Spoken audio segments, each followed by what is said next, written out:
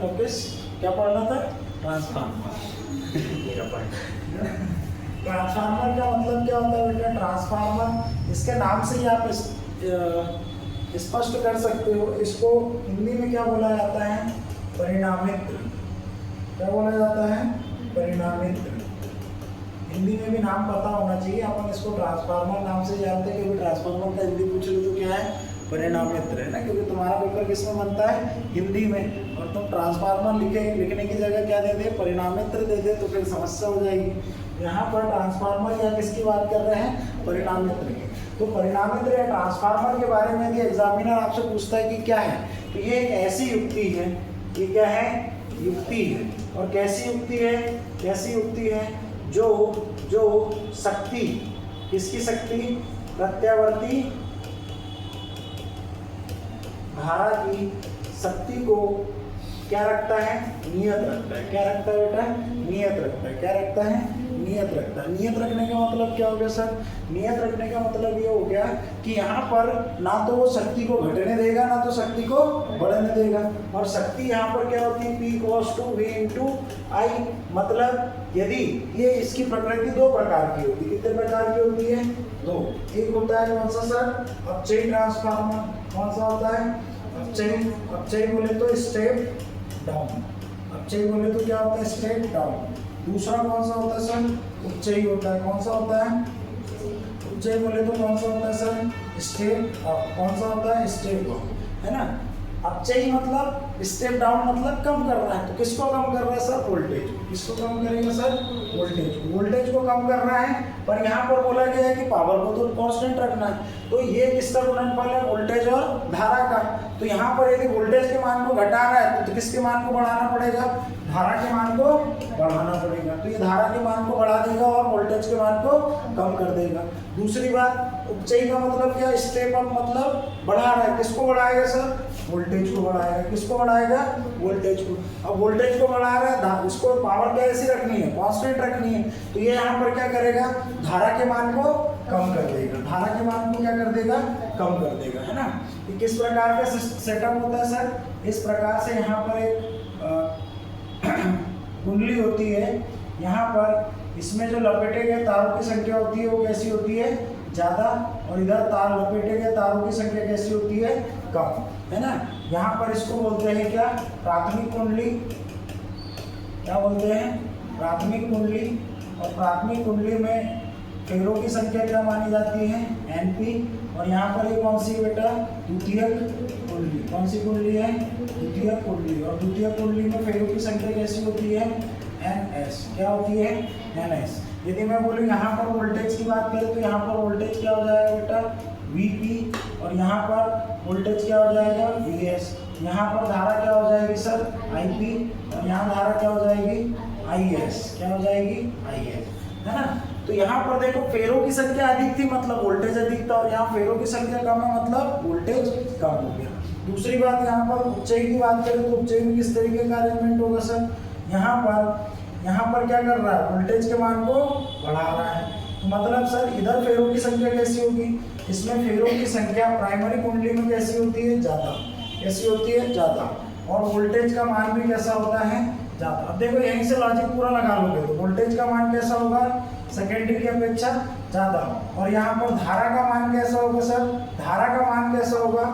आपका प्राइमरी में कम होगा और सेकेंडरी में ज़्यादा होगा, क्योंकि वोल्टेज को क्या कर दिया? कम कर दिया। तो सीधी सी बात है, धारा का मान बढ़ेगा।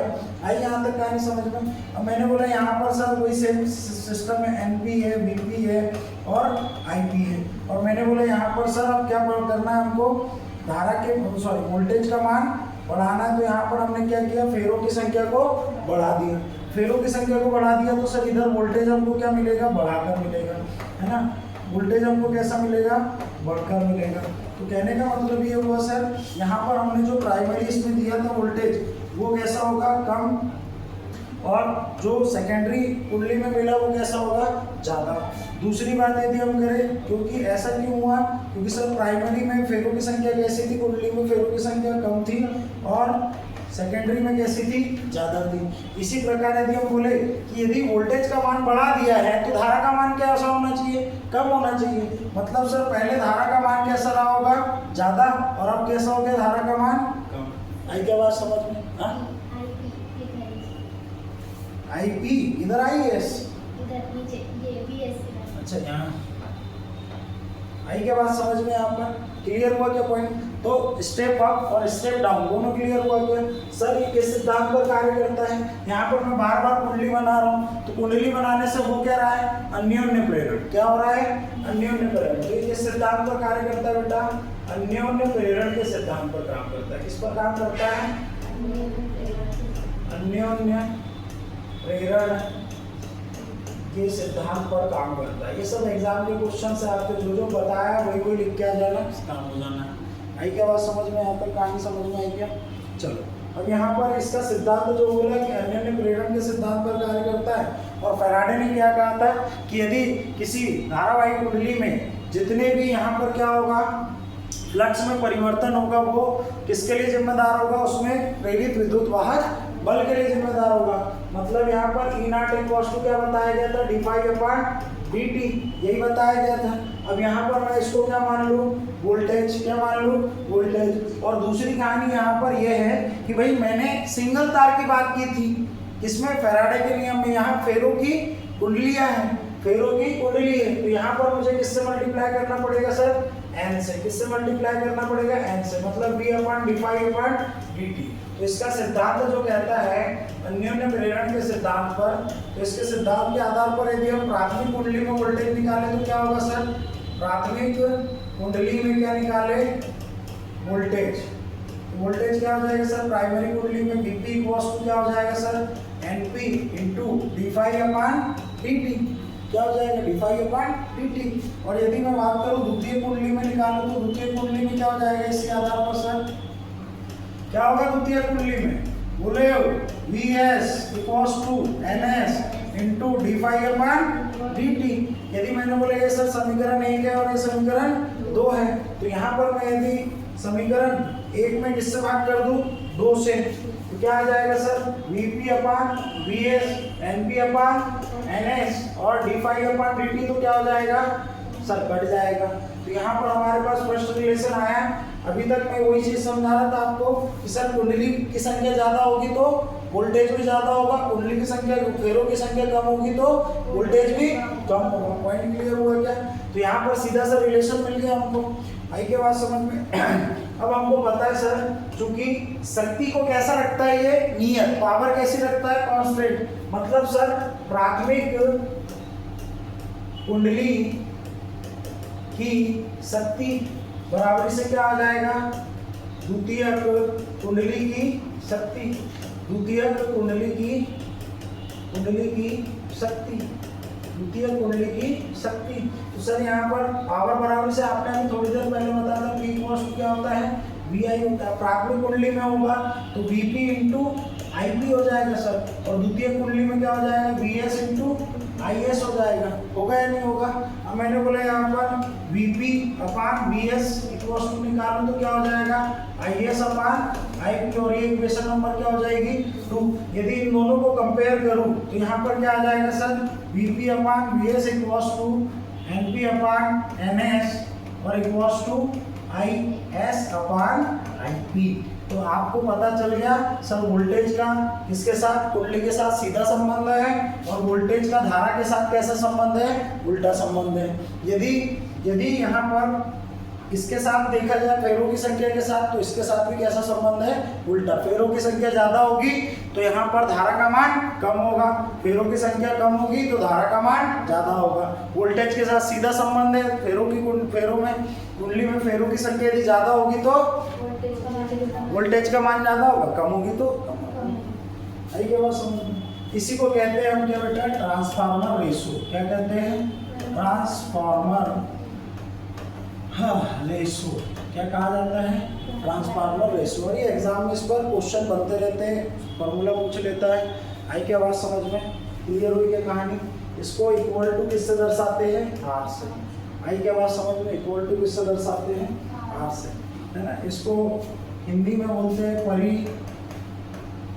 परिनमन अनुपात। क्या बोलते हैं? परिनमन अनुपात। क्या बोलते हैं? परिनमन अनुपात। आई क्या बात यहाँ पर समझ में? तीसरी बात हम यदि करें कि ट्रांसफार्मर में जो होने वाली हानियां होती है वो क्या होती है? ट्रांसफार्मर में हानियां कौन सी होती है? ट्रांसफार्मर में हानियां सीधा सा एग्जाम में क्वेश्चन पूछता है। दूसरा आपके समझने के लिए भी बहुत जरूरी है, और दूसरा इसको कम करने के उपाय। क्या पूछेगा? कम करने के उपाय। सबसे पहली बात इसमें क्या उत्पन्न होती है सर? भंवर धारा। क्या होती है? भंवर धारा। अब चूंकि ट्रांसफार्मर में जैसे करंट फ्लो होगा तो इसमें क्या उत्पन्न होने लगती है? भंवर धारा। और भंवर धाराएं ज्यादा उत्पन्न होगी तो जिसके कारण क्या प्रोड्यूस होगी? हीट। हीट बोले तो उष्मा। इसके कारण क्या प्रोड्यूस होती है? उष्मा। और उष्मा के कारण ट्रांसफार्मर जल सकता है, भून सकता है या पिघल सकता है। इतना तो पिघलने तक इतना वेट नहीं करेगा, जल जाएगा तब तक, है ना। तो इसको कम करने के लिए क्या उपाय है? आपने देखा होगा पतली पतली प्लेट के रूप में क्या लगा रहता है आपका ट्रांसफार्मर में। देखा है ट्रांसफार्मर में पतली पतली प्लेट ऐसी बिछी रहती है, उनके बीच में क्या भर दिया जाता है? इंसुलेटर। क्या भर दिया जाता है? इंसुलेटर, है ना। तो इसको बोला जाता है कि जो यहाँ पर उपाय क्या है इसका? रोड को कैसा बनाया जाता है? पटलित। कैसा बनाया जाता है? पटलित। पटलित बनाने से क्या फायदा होता है बेटा? सरफेस एरिया बढ़ जाता है, हीट कम हो जाती है, और साथ ही साथ यहाँ पर इसमें एक तेल ऑयल का भी प्रयोग किया जाता है जो इसको ठंडा रखने के लिए कूलिंग एजेंट के रूप में काम करता है। आपने एक ऊपर ऐसा टैंक टाइप से देखा होगा। क्या देखा होगा? टैंक टाइप से। नहीं देखा? चलो दिखाते हैं तुमको।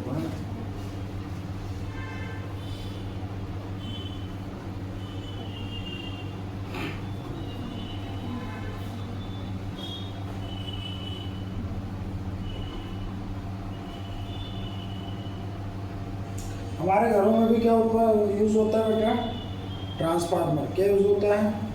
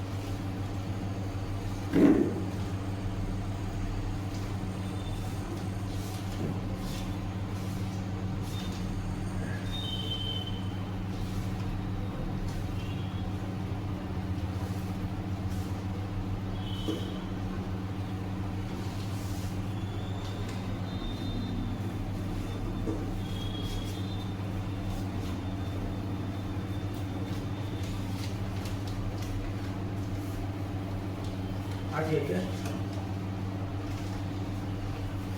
यहाँ पर देखो, ये क्या है आपका? ट्रांसफार्मर। ये क्या है आपका? ट्रांसफार्मर। यहाँ पर क्या भरा जाता है? Cooling agent.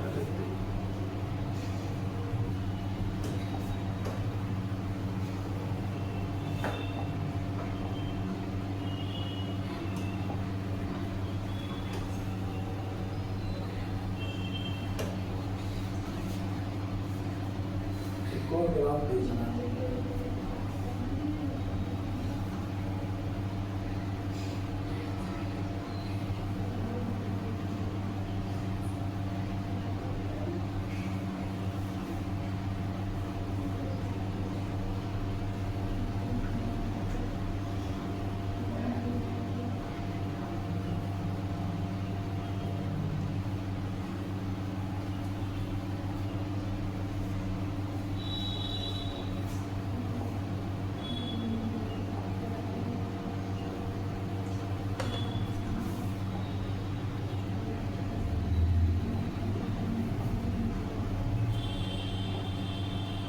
देखो ये घरों में इस्तेमाल होने वाला क्या है, ट्रांसफार्मर। और ये वाला क्या है आपका, ये वाला कहाँ पर यूज होता है, ये आप लोगों ने देखा होगा, है ना।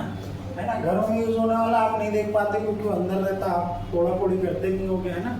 यहाँ पर ये जो लिखा हुआ है, ये जो दिख रहा है आपको टैंक, इसमें क्या भरा जाता है, नेफ्थलीन। क्या भरा जाता है, नेफ्थलीन। ये कौन सा ऑयल होता है, कूलिंग ऑयल होता है। कौन सा ऑयल होता है, कूलिंग ऑयल होता है। बहुत सारे कॉम्पिटिटिव एग्जाम में क्वेश्चन बनता है कि ये कौन सा ऑयल होता है, तो कौन सा होता है, नेफ्थलीन कूलिंग एजेंट के रूप में काम करता है। दूसरी बात, यहाँ पर मैंने जो पटलित रोड बताई है वो आपको यहाँ पर देखने के लिए मिल रही है। कहाँ पर देखने के लिए मिल रही है, यहाँ पर। ये देखो, ये एक के ऊपर एक ऐसी पतली पतली प्लेट्स रखी है ना। ये इसको क्या कहते हैं, क्रोड को पटलित क्रोड कहते हैं। क्या कहते हैं, पटलित क्रोड। पॉइंट क्लियर हुआ कि भाई यहाँ पर। दूसरी यहाँ पर कौन सी हानि होती है, सौथिल्य हानि। तो सौथिल्य हानि मैंने आपको इससे पहले भी एक चैप्टर में बताई थी जहाँ पर चुंबकीय गुण पदार्थ पढ़ाए थे मैंने। सौथिल्य हानि का मतलब क्या होता है, चुंबकित होना और विचुंबकित होना। बार बार जैसे कोई चुंबकित विचुंबकित चुंबकित विचुंबकित चुंबकित विचुंबकित होगा तो उसमें क्या होगा, ऊर्जा की हानि होगी, वो स्थायी चुंबक के रूप में कार्य नहीं कर पाएगा। तो मैंने वहां पर आपको बताया था, एक ऐसा पदार्थ होता है जो चुंबकित विचुंबकित होने पर भी उसमें बहुत ज्यादा ऊर्जा की हानि नहीं होती, नहीं के बराबर होती है। तो इस हानि से बचने के लिए यहाँ पर ये जो क्रोड होता है, ये किसका बनाया जाता है, नर्म लोहे का। किसका बनाया जाता है, नर्म लोहे का। एग्जामिनर आपसे पूछेगा भंवर धारा कौन कौन सी हानियां होती है, हानियां बताना है, उसको कम करने के उपाय भी बताते चलना है। तीसरी होती है यहाँ पर कौन सी, कॉपर हानि। क्या होती है, कॉपर हानि। क्या होती है, कॉपर हानि। कॉपर हानि का मतलब क्या होता है सर, यहाँ पर जो प्राइमरी कनेक्शन है और जो सेकेंडरी कनेक्शन है, जो प्राइमरी कुंडली है ये इस तरीके से कुंडली मारकर बैठी है यहाँ पर। ये क्या है आपकी कुंडली। तो जो प्राइमरी कुंडली है और जो सेकेंडरी कुंडली है, इसमें कुंडली बनी हुई है। कुंडली काय की बनेगी, तार की बनेगी। कौन सा तार यूज करोगे, कॉपर का तार यूज करोगे। यदि उस कॉपर के तार में कुछ अशुद्धि मिली होगी तो उसके कारण जो होने वाली हानि है वो कैसी होगी, ज्यादा। यहाँ पर इसीलिए कॉपर हानि को कम करने के लिए हम प्योर, कौन सा कॉपर यूज करते हैं, प्योर कॉपर। कौन सा कॉपर यूज करते हैं, प्योर कॉपर। कौन सा कॉपर यूज करते हैं, प्योर कॉपर। आई के बात समझ में। तो ट्रांसफार्मर में होने वाली मुख्य तीन हानियां कौन कौन सी है, भंवर धारा है, सौथिल्य हानि है, और तीसरा कौन सा है, कॉपर हानि। भंवर धारा उत्पन्न होने से क्या उत्पन्न होती है, ऊष्मा उत्पन्न होती है जिससे ट्रांसफार्मर जल सकता है। इस हानि को कम करने के लिए यहाँ पर किसको, पटलित क्रोड को कैसा बनाया जाता है, पटलित, खांचेदार, है ना। और सौथिल्य हानि की बात करें तो यहाँ पर जो धातु होती है वो कैसी होती है, जो क्रोड होता है वो बार बार क्या हो रहा है, चुंबकित विचुंबकित चुंबकित विचुंबकित चुंबकित विचुंबकित, जिसके कारण उसके अंदर क्या होगा, एक समय के बाद चुंबकत्व का गुण बहुत जल्दी समाप्त हो जाएगा। अब यहाँ पर ऐसा कोई पदार्थ होना चाहिए जिसके कारण वो अपनी क्षमता ना खोए, तो इसीलिए यहाँ पर क्रोड को काय का बनाया जाता है, नर्म लोहे का। फिर कॉपर हानि, जो कॉपर बाइंडिंग है, बाइंडिंग कुंडली पर जो फेरों की संख्या है वो किसकी है, तार की। तार कौन सा होगा, कॉपर का। यदि कॉपर में कुछ अशुद्धियां मिली होगी, ऐसा तार यूज कर रहे हो, तो वहां पर भी हमको क्या होगी, ऊर्जा की हानि होगी। उस ऊर्जा की हानि से बचने के लिए हमको वहां पर क्या यूज करना पड़ेगा, प्योर कॉपर तार, है ना। एग्जाम के लिए याद रखना कौन सा, नेफ्थलीन तेल, नेफ्थलीन तेल या ऑयल। अरे भैया आई के बात समझ में आता है, क्लियर हो गया क्या। चलो अब यहाँ पर बात कर रहे हैं हम डायनेमो, है ना। क्या बात कर रहे हैं, डायनेमो। क्या बात कर रहे हैं, डायनेमो। क्या बात कर रहे हैं, डायनेमो, है ना।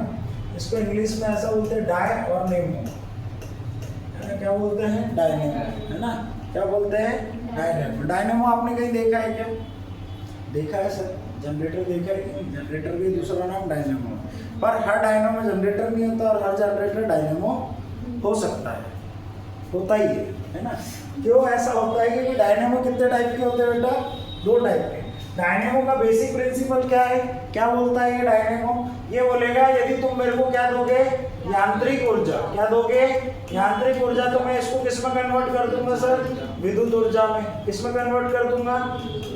पर सवाल ये है सर कि आपके पास विद्युत ऊर्जा कितने प्रकार की होती है, दो प्रकार की होती है, एक होता है एसी करंट और एक होता है डीसी करंट। तो ऐसा डायनेमो जो किसी को एसी करंट में कन्वर्ट करेगा वो क्या कहलाएगा, एसी डायनेमो। क्या कहलाएगा, एसी डायनेमो। और इसी को आप साधारण तौर पर क्या कहते हो, जनित्र या जनरेटर। क्या कहते हो, जनित्र या जनरेटर। क्या कहते हैं, जनित्र या जनरेटर।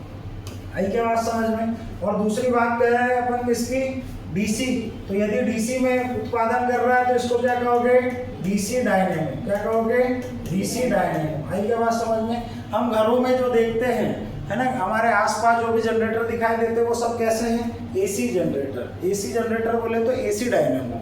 आई क्या बात समझ में। इसलिए मैंने बोला कि सभी डायनेमो क्या नहीं हो सकते, जनरेटर नहीं हो सकते, परंतु सभी जनरेटर क्या होते हैं, डायनेमो होते हैं। क्योंकि जो भी आपका एसी करंट उपलब्ध कराएगा वो कौन होगा, जनरेटर। और जनरेटर एक तरीके का डायनेमो है जो क्या करता है, एसी करंट उपलब्ध कराता है। यदि साइंस की भाषा में देखोगे तो यहाँ पर इन दोनों में, जनरेटर और डायनेमो में कोई फर्क नहीं है। हम जनरल अप्रोच में हम इसको जैसे यूज करते हैं वैसा बता दिए। आई क्या बात समझ में, क्लियर हुआ। तो यहाँ पर सबसे पहले इसका क्या लिखना है आपको, कार्य। कार्य क्या बता दिया, डायनेमो का कार्य क्या है सर, ये यांत्रिक ऊर्जा को लेकर किस में कन्वर्ट कर देगा, विद्युत ऊर्जा में। और जिस प्रकार की ऊर्जा में कन्वर्ट करेगा वही क्या होगा इसका कार्य। दूसरी बात क्या कर रहे हैं अपन, सिद्धांत। सिद्धांत किस सिद्धांत पर कार्य करता है सर, ये फैराडे के नियम पर। किस पर काम करता है, फैराडे के नियम पर। फैराडे ने दोनों तरीके की इलेक्ट्रिसिटी के लिए क्या दी है, नियम दिए। आई क्या बात समझ में, क्लियर।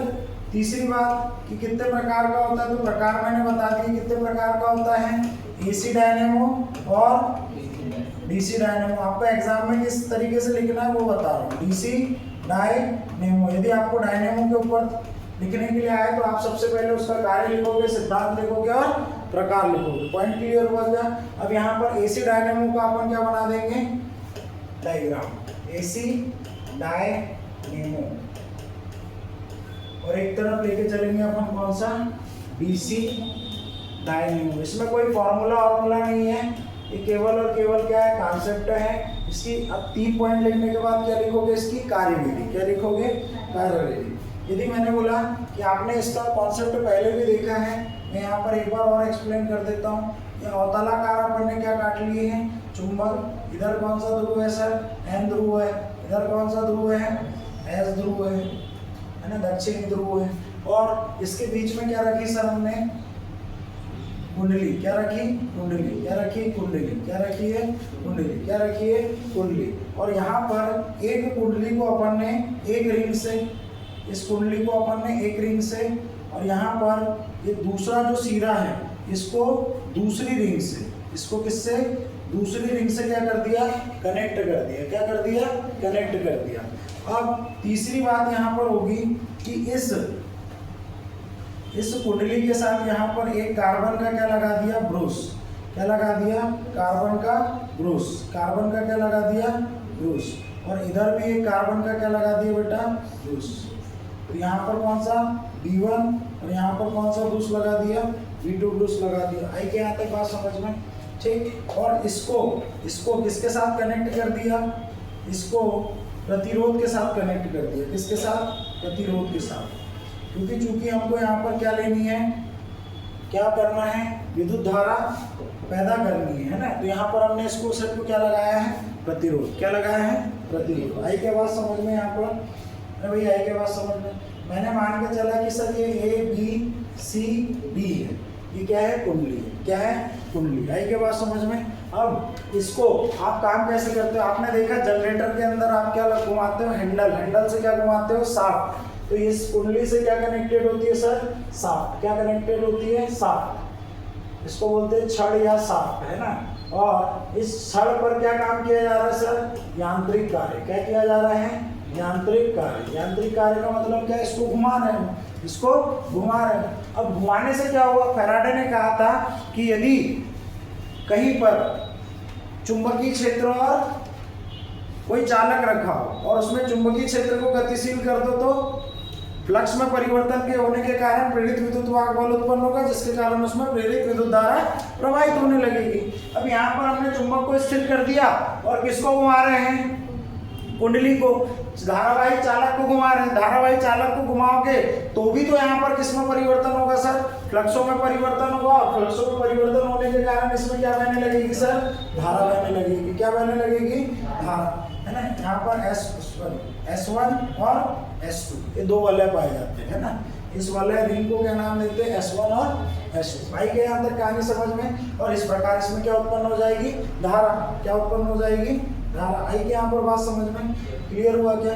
अब यहाँ पर एसी डायनेमो में ये पूरा सिस्टम होता है। डीसी डायनेमो में क्या होगा सर, इसी तरीके का कॉन्सेप्ट होगा सर। ये होगा और तलाकार कटे होंगे, है ना। ये हो गया एन, ये हो गया एस। डायग्राम पे 2 मार्क्स रहते हैं, पहले बता दे रहा हूँ, है ना। और यहाँ पर बीच में क्या है सर, एक कुंडली है।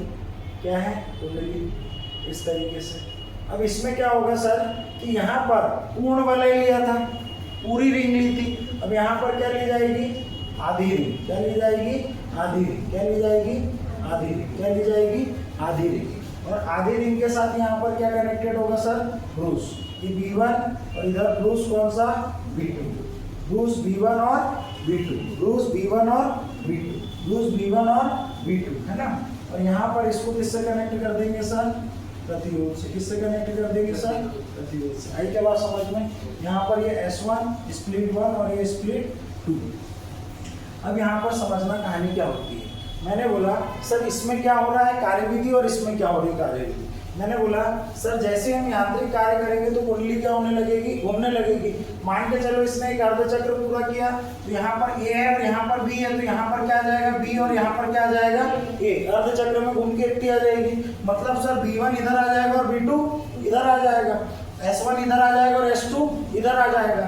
तो इसके द्वारा यहाँ पर जो किया गया वो क्या उत्पन्न हुई, धारा। इसका प्लस इधर और माइनस इधर। अब यहाँ पर ये अगेन जब पूरा चक्र करेगी तो पूरा चक्र करने में यहाँ पर ये देखो, ये किसमें बह रही है धारा, B1 में। और B2 में जैसे बहेगी तो ये किस कौन सा फेस में आ जाएगी, ऋणात्मक कार्य में। और इस तरीके से बार बार चलती रहेगी। तो इसीलिए यहाँ पर कौन सी, एक बार प्लस एक बार माइनस, कौन सी धारा होती है, प्रत्यावर्ती धारा। तो यहाँ पर कौन सी धारा बनेगी, प्रत्यावर्ती धारा। कौन सी धारा बनेगी, प्रत्यावर्ती धारा। और यहाँ पर क्या होगा कि यहाँ पर आपने इसको वलय को काट दिया, स्प्लिट कर दिया। तो जब ये अर्धचक्र में आएगी, A B C D अर्धचक्र में आएगी, तो अर्धचक्र में आने पर ये किस फेज में चलेगी, B1 में। B1 में चली तो कैसी धारा देगी, प्लस धारा। अब यहाँ पर जैसे B1 इधर आया और B2 इधर आया और A उधर चला गया और B इधर आ गया, तब भी इसमें कैसी मिलेगी, धनात्मक धारा ही मिलेगी। इसलिए इसमें कौन सा करंट जनरेट होगा, डीसी करंट। कौन सा करंट जनरेट होगा, डीसी करंट। मतलब यहाँ पर फिक्स हो जाता है कि इधर प्लस और इधर क्या होगा, माइनस। और यहाँ पर फिक्स नहीं है प्लस और माइनस, यहाँ लगातार कंटिन्यूअसली चेंज होते जा रहे हैं। यहाँ पर टर्मिनल फिक्स हो गया, इसीलिए आपको धारा की जो दिशा है वो कभी बदलेगी नहीं, और यहाँ पर दिशा परिवर्तित होती रहेगी। तो ये डायनेमो, एसी डायनेमो, और ये कौन सा हो गया, डीसी डायनेमो। नेक्स्ट बात करते हैं अपन किसका, इलेक्ट्रिक मोटर का। किसका कॉन्सेप्ट देखेंगे, इलेक्ट्रिक मोटर का। उससे पहले देख लेते हैं, वैसे चौक कुंडली तुम्हारे सिलेबस से हटा दिया गया है, पर फिर भी याद रखना। चौक कुंडली, चौक कुंडली क्या होती थी, ये सामान्यतः इंस्टेंट वोल्टेज प्रोवाइड करने के लिए यूज होता है। ये आपके अभी नए वाले ट्यूबलाइट है, जो पुराने ट्यूबलाइट आते थे जिनकी राड कैसी होती थी, गोल होती थी, है ना। तो ये मैंने बोल दिया कि ये वो ट्यूबलाइट है, और यहाँ से इसके साथ इसको किससे कनेक्ट कर दिया, चौक कुंडली से। किससे कनेक्ट कर दिया, चौक कुंडली से। तो यहाँ पर ये जो चौक कुंडली होती है, ये क्या करती है, डायरेक्ट, अरे आप बोलते थे ना चौक खराब हो गया, चौक खराब हो गया। चौक क्या करता है, इंस्टेंट वोल्टेज प्रोवाइड करता है। क्या करता है, इंस्टेंट वोल्टेज प्रोवाइड करता है। आपसे पूछे किस सिद्धांत पर कार्य करता है, तो सब किस सिद्धांत पर कार्य करता है, व्हीटस्टोन। किस पर काम करता है, व्हीटस्टोन बोल रहा वाटहीन धारा पर। किस पर, वाटहीन धारा पर, वाटहीन धारा पर, है ना। किस पर काम करेगा, वाटहीन धारा पर। मतलब इसमें जो शक्ति का औसत मान होगा वो क्या हो जाएगा बेटा, 0।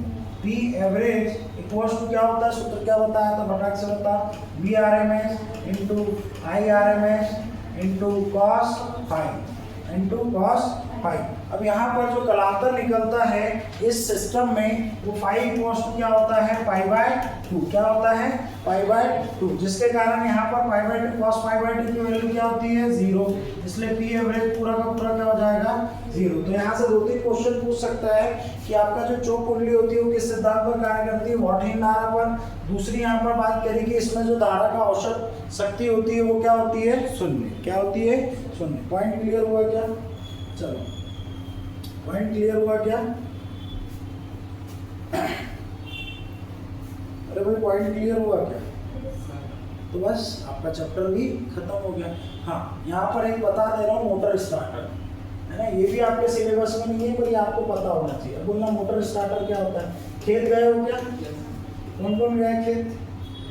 मोटर के पास आपने देखा होगा ऐसा एक लाल और एक हरे रंग का डब्बा रहता है, उसमें डब्बे के ऊपर 2 बटन रहती है, उसको दबाओ तो मोटर चालू, उसको बंद करो तो मोटर बंद। देखा? तो स्टार्टर क्या होता है? क्या लगा होता है?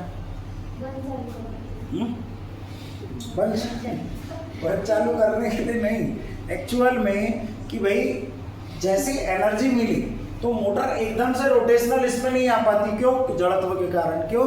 जड़त्व के कारण, दूसरा उसमें जो प्रतिरोध पाया जाता है उसके कारण।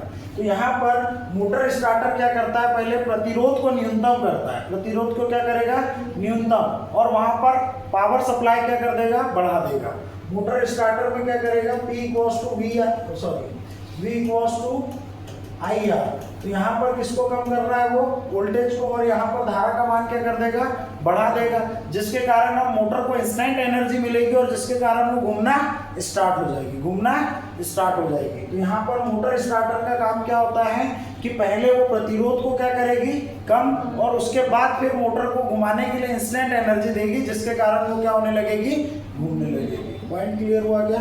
तो यहाँ पर आपका ये प्रत्यावर्ती धारा वाला चैप्टर खत्म। कल आपका 8th चैप्टर भी खत्म हो जाएगा। आई बात समझ में? क्लियर? चलो फटाक से केमिस्ट्री पे आओ।